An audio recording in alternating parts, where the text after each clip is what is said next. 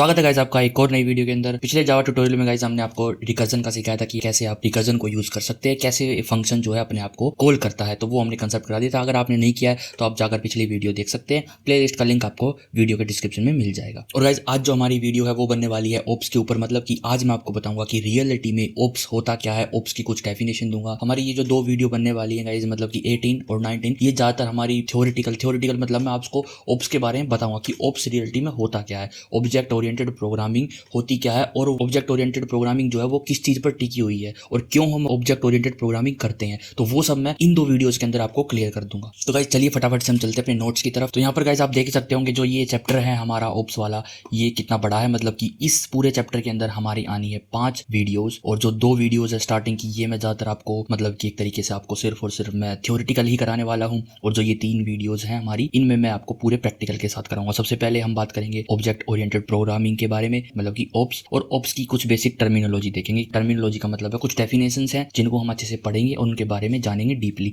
कि वो क्या है, क्यों है और कैसे हैं। फिर हम देखेंगे गाइस, हम बनाएंगे अपनी पहली जावा की क्लास, कस्टम क्लास, मतलब कि खुद एक जावा क्लास बनाएंगे अलग से, और बेसिक कुछ क्वेश्चंस करेंगे। फिर हम गाइस देखेंगे हमने एक्सेस मॉडिफायर के बारे में, जो क्लास के सामने, फंक्शन के सामने, वेरिएबल के सामने लिखा होता है ना, पब्लिक, प्राइवेट, प्रोटेक्टेड, डिफॉल्ट, ये सब इन एक्सेस मॉडिफायर्स के बारे में हम बात करेंगे। और देखेंगे कंस्ट्रक्टर क्या है, कंस्ट्रक्टर हम कैसे बनाएंगे जावा में, तो वो सब हम देखने वाले हैं इस चैप्टर में। तो ये चैप्टर पूरा का पूरा एक नोट्स है, मतलब कि एक पीडीएफ मिलेगी जिसके अंदर आपको इन 5 वीडियोस की नोट्स मिलेंगे। तो गाइस अभी मैं आगे चलता हूं और देखते हैं इंट्रोडक्शन ओप्स का। इस पिक्चर को जब मैं बताऊंगा जब देखना, अभी रुक जाओ, अभी हम नेक्स्ट चीजें देखते हैं। सबसे पहले ओप्स है क्या? तो object oriented programming is basically a computer programming design philosophy और methodology that organises model software design around data और object rather than function and logic. तो मेन ऑब्जेक्ट का मतलब क्या है? ऑब्जेक्ट का मतलब है आप अपने प्रोग्राम को ना बेसिकली एक डिजाइन प्रोवाइड कर रहे हो। डिजाइन का मतलब है उसको एक तरीके से आप एक चीज में, मतलब कि आप कैटेगराइज कर रहे हो अपने कोड को। जैसे कि आपने कोई कोड लिखा जो कि आपका रिकॉर्डिंग का काम करता है, तो आपने उस वीडियो रिकॉर्डिंग के काम को एक कैरेक्टराइज करके क्लास के अंदर डाल दिया। तो जब भी आपको रिकॉर्डिंग में कुछ एडिटिंग करनी होगी तो आप इजीली उसको एडिट कर पाओगे। आपको पता है कि आपकी वो क्लास कहाँ है, कौन सी है रिकॉर्डिंग की। अब उसके मेथड छेड़ना चाहोगे तो आप इजीली छेड़ लोगे। और मान लो अगर आपने क्लास नहीं बनाई, डायरेक्ट सारे फंक्शंस आपने एक ही में फिट कर रखे हैं, एक ही फाइल में, तो वहां पर आपको ढूंढने में मुश्किल होगी, यार कहाँ है, रिकॉर्डिंग के कहाँ मिलेंगे और वीडियो रिकॉर्डिंग के कहाँ मिलेंगे, ऑडियो रिकॉर्डिंग का अगर कोई प्रोग्राम है तो वो कहाँ मिलेगा। तो ऐसे दिक्कत होती है। तो ऑब्जेक्ट ओरिएंटेड प्रोग्रामिंग इसीलिए बनाई गई है ताकि आप एक कैटेगराइज वाइज आप प्रोग्रामिंग कर सके, और इस ऑब्जेक्ट ओरिएंटेड की मदद से आप जो है मेंटेनेंस इजीली कर सकते हैं, अपडेट इजीली कर सकते हैं, और कोड में अगर चेंज करना है तो कुछ वो बहुत इजी हो जाता है, क्योंकि हमारा जो कोड है वो प्योरली एक क्लास और एक ऑब्जेक्ट पर डिपेंड हो जाता है इस ऑब्जेक्ट ओरिएंटेड प्रोग्रामिंग के थ्रू। लेकिन गाइज मैं आपको एक बात बता दूं, ये जो मैं ओप्स आपको करा रहा हूं ये सिर्फ और सिर्फ जावा के लिए नहीं है, ये सारी ओप्स के लिए, मतलब कि जिस भी लैंग्वेज में आप ऑब्जेक्ट ओरिएंटेड प्रोग्रामिंग कर सकते हो उन सभी के लिए ये यहाँ पर मैं आपको करा रहा हूँ। मतलब कि ऐसा नहीं है कि ये सिर्फ जावा पे काम करेगी, ये जो ओप्स के डेफिनेशन मैं आपको बता रहा हूँ ये आपकी हर एक लैंग्वेज के लिए सेम है जो भी ओप्स को फॉलो करती है। मतलब कि जैसे आपकी जो सी है, जो सी लैंग्वेज है आपकी, और जो C++ है, ये दोनों लैंग्वेज आपकी प्रोसीजर ओरिएंटेड प्रोग्रामिंग लैंग्वेजेस हैं। प्रोसीजर ओरिएंटेड प्रोग्रामिंग का मतलब है जिनमें आप क्लास नहीं बना सकते, लेकिन C++ जो है उसमें आपका ओप्स कंसेप्ट है, उसमें आप ओप्स भी कर सकते हो और पोप भी कर सकते हो। पोप का मतलब है प्रोसीजर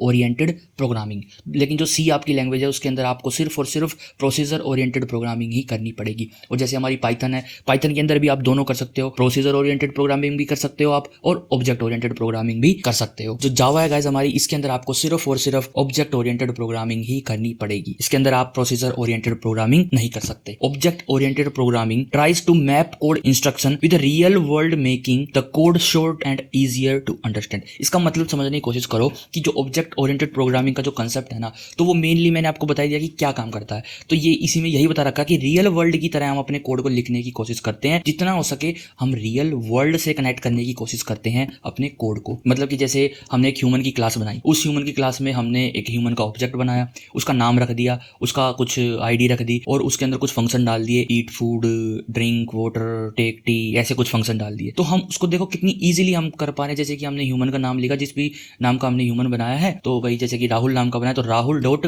और फिर हम लिख देंगे वहां पर कि ईट फूड, तो मतलब कि हम समझ जाएंगे कि हाँ ये खाना खाने की बात हो रही है। एक तरीके से कितना ईजी काम हो रहा है। वहीं पर अगर हम प्रोसीजर ओरिएंटेड प्रोग्रामिंग करें तो वो बहुत कॉम्प्लेक्स हो जाएगा। आपको अगर ऑब्जेक्ट ओरिएंटेड प्रोग्रामिंग में भी ऐसा लग रहा है यार जरूरी है क्या ये करना, तो आप जब प्रोजेक्ट्स बनाओगे ना कुछ, तो आपको समझ आ जाएगी कि अगर मैं ये प्रोजेक्ट बिना ऑब्जेक्ट ओरिएंटेड प्रोग्रामिंग के बनाता तो मेरे तो पंखे फट जाते यार, है कि नहीं। तो ये आपको बाद में पता चलेगा, पहले आप कुछ प्रोजेक्ट बनाओगे ना जब ओप्स पे, तब आपको पता चलेगा ये। तो गाइस हम देखते हैं आगे। तो गाइस ओप्स जो है हमारा ड्राई कंसेप्ट को यूज करती है। जो ड्राई कंसेप्ट मैंने आपको बता रखा है, डू नॉट रिपीट योरसेल्फ। मतलब एक क्लास आपने बना ली, मान लो एक कार की क्लास बना ली, ठीक है, उसके अंदर कार के रनिंग के फंक्शन है, कार के ब्रेक का फंक्शन है, स्टॉप का फंक्शन है, हैंड ब्रेक का फंक्शन है, गियर का फंक्शन है। तो अगर आप उस कार से एक और कार बना रहे हो, जैसे कि आपने एक ओडी कार बनाई, एक BMW बनाई, तो ऐसा थोड़ी कि आप पूरा का पूरा कोड दोबारा लिखोगे, नहीं, ऐसा आप बिल्कुल नहीं करोगे। वो एक बैड प्रैक्टिस है। जब आप एक कोड आपने लिख रखा है, आप उसको दोबारा कॉपी पेस्ट कर रहे हो या फिर उसको दोबारा लिख रहे हो, ये एक बैड प्रैक्टिस है। आप उसी कोड को यूज कर लो, तो वहां पर हमारी ओप्स बहुत काम आती है। हमको दोबारा जो कोड वो नहीं लिखना पड़ता। हम एक प्रोजेक्ट बनाएंगे और उस पर जो है हम आगे काम करेंगे, ठीक है। तो यहाँ पर मैं आपको एक एग्जांपल दूंगा बहुत अच्छा सा। तो सबसे पहले गाइस मैं आपको बता दूं कि क्लास क्या चीज है। क्लास मैं आपको एक डेफिनेशन दे दूं, एक प्यारी सी छोटी सी। तो क्लास क्या है guys? Class is a blueprint या फिर template for creating object. Class क्या है गाइस? एक ब्लूप्रिंट है या फिर एक टेम्पलेट है फॉर क्रिएटिंग ऑब्जेक्ट्स, ठीक है। और ऑब्जेक्ट क्या है? Object is an instance of A class. यहाँ पर जो देखो ये एक नोट्स मैंने लिख रखा ब्रैकेट लगाकर, ये इंपॉर्टेंट लाइन है। Memory is allocated only after object slash instance is created. मतलब कि अगर आपने क्लास बनाई है तो उसकी जो मेमोरी होगी ना, वो जब एलोकेट होगी जब आपका उस क्लास का ऑब्जेक्ट बनेगा। उससे पहले जो मेमोरी है वो एलोकेट नहीं होगी। लेकिन जो जावा है जिसके अंदर क्लास की कुछ मेमोरी हो जाती है, वो हम एक्सेप्शन केस मानते हैं। लेकिन जो मेन जो मेमोरी है, आपके जितने वेरिएबल्स होंगे, फंक्शंस होंगे, मेन जो आपकी जो मेमोरी एलोकेट होगी वो होगी ऑब्जेक्ट बनाने के बाद। अब इसका गाइस मैं आपको एग्जांपल देता हूं। मान लो एक एप्लीकेशन फॉर्म है, आप 12th के बाद नीट का, जेई का, बहुत सारे आप फॉर्म भरते हैं। तो ऐसा थोड़ी है कि वो फॉर्म एक ही बनाया जाता है या फिर आपको एक खाली कागज दे दिया जाता है कि लो इसके अंदर अपना नाम, एड्रेस, डिटेल, जितनी डिटेल आपको है वो सारी डाल दो। ऐसा तो नहीं होता ना। आपको एक पर्टिकुलर एक फॉर्म दिया जाता है, उसके अंदर सेक्शन बने होते हैं कि यहाँ नाम लिखो,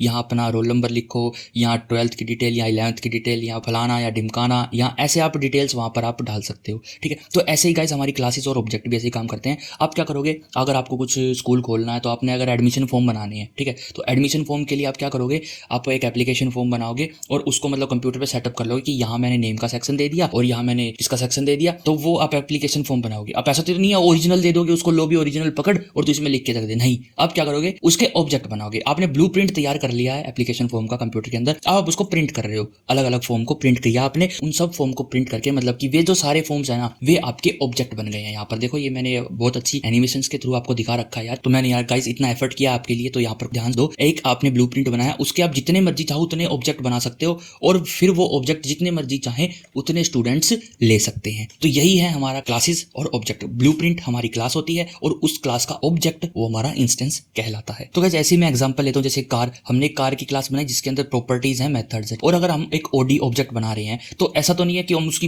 पूरी डिटेल अलग से लिखेंगे। जो प्रॉपर्टीज है रनिंग की, ब्रेक की, गियरिंग की, वो सारी हम पुरानी क्लास से ले लेंगे ना। तो हम जैसे ऑब्जेक्ट बनाएंगे ना, तो उसके अंदर वे जो क्लास के अंदर प्रॉपर्टीज थी ना, जो मेथड्स थे, वे सारे के सारे ऑटोमेटिकली इस ऑब्जेक्ट के अंदर भी आ गए और जो दूसरा ऑब्जेक्ट बनाएंगे उसके अंदर भी आ गए। जितने ऑब्जेक्ट बनाएंगे उन सब के अंदर वे सारी की सारी प्रॉपर्टीज, मेथड्स आ जाएंगे। आप एक गेम मान लो, जैसे गेम आप खेलते हो, जैसे मारियो आपने खेला है, तो उसमें ब्रिक्स होती हैं, जो बहुत सारी ब्रिक्स लग के आपका रास्ता बनता है, उस रास्ते पे आप दौड़ते हो। तो एक ब्रिक्स का मान लो एक क्लास है एक ब्रिक की, तो आप जितने मर्जी चाहे उतने ब्रिक्स बना सकते हो। ऑब्जेक्ट बनाओ, दबा दो एरे बना लो उनकी ऑब्जेक्ट की, तो उतने ब्रिक्स आपके पास आ जाएंगे, उनको सेटअप कर लो। वही काम अगर आप बिना क्लास के करोगे तो हर ऑब्जेक्ट का आपको स्पेशली, हर एक ब्रिक का आपको हर एक फंक्शन अलग अलग रन करना होगा और वो काम इतना कॉम्प्लेक्स हो जाएगा, अगर बाद में आपको एडिटिंग करनी पड़ी तो इतनी प्रॉब्लम होगी अपडेट करने में कि बस आप सोच नहीं सकते। बहुत ज्यादा प्रॉब्लम हो जाएगी। प्रॉब्लम का मतलब उसमें आपका पैसा भी ज्यादा लगेगा मेंटेनेंस में और आपका टाइम भी ज्यादा लगेगा, मेहनत भी ज्यादा लगेगी। तो ये है गाइस अपनी ऑब्जेक्ट ओरिएंटेड प्रोग्रामिंग। तो गाइस आज की वीडियो थी जो अपनी वो इतनी थी। मैंने आपको बस ऑब्जेक्ट ओरिएंटेड प्रोग्रामिंग के बारे में आपको बताना था कि ये क्या है और कैसे आप ऑब्जेक्ट ओरिएंटेड प्रोग्रामिंग करोगे। आने वाली वीडियोस में गाइस हम देखेंगे कि टर्मिनोलॉजी, मतलब कि 4 पिलर्स हैं हमारे ऑब्जेक्ट ओरिएंटेड प्रोग्रामिंग के। पिलर मतलब जिस पे जो हमारी ओप्स है वो बैठी है। 4 पिलर हैं जिनके ऊपर हमारी ओप्स बैठी है। अगर वे पिलर्स नहीं हो तो हमारी ओप्स नीचे गिर जाएगी, ओप्स की वैल्यू नहीं है। नेक्स्ट वीडियो में मैं आपको उनके बारे में बताऊंगा। तो गाइस मिलते हैं आपको फिर नेक्स्ट वीडियो के अंदर। अगर आपको गाइस वीडियो अच्छी लगी और समझ आई तो गाइस वीडियो को लाइक करें, चैनल को सब्सक्राइब करें और गाइस शेयर करें अपने दोस्तों के साथ। वे भी समझे ओप्स का कंसेप्ट और सीखे जावा, पाइथन जैसी लैंग्वेज फ्री में, वो भी यूट्यूब पर, वो भी छोटी छोटी वीडियोस में और बहुत छोटे से कोर्स में, बहुत डीपली आप सीख सकते हैं। तो गाइस मिलते हैं आपको फिर नेक्स्ट वीडियो में। तब तक के लिए guys bye, see you in next video.